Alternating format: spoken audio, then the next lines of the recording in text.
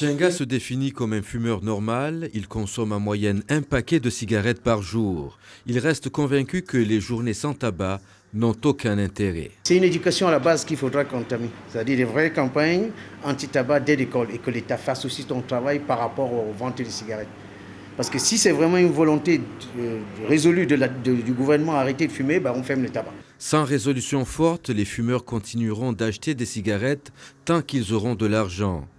Chez ce buraliste, le mois sans tabac n'a aucune conséquence dans sa caisse. On devrait se dire que tous les mois de novembre, tous les ans, il devrait y avoir des baisses considérables par rapport à la consommation, par rapport aux publicités qui sont faites sur le risque du tabac. Mais là, ici, en l'occurrence, on ne le ressent pas du tout. La cigarette nuit au portefeuille, à la santé, les fumeurs le savent, mais n'envisagent pas d'arrêter. J'ai déjà essayé, plusieurs fois, mais j'ai envie de vous dire, ça ne m'a pas apporté beaucoup. Je ne suis pas malade de nulle part, a priori. À Mayotte, tous les cas d'addiction sont suivis. Il y a ceux qui ne sont pas encore dépendants.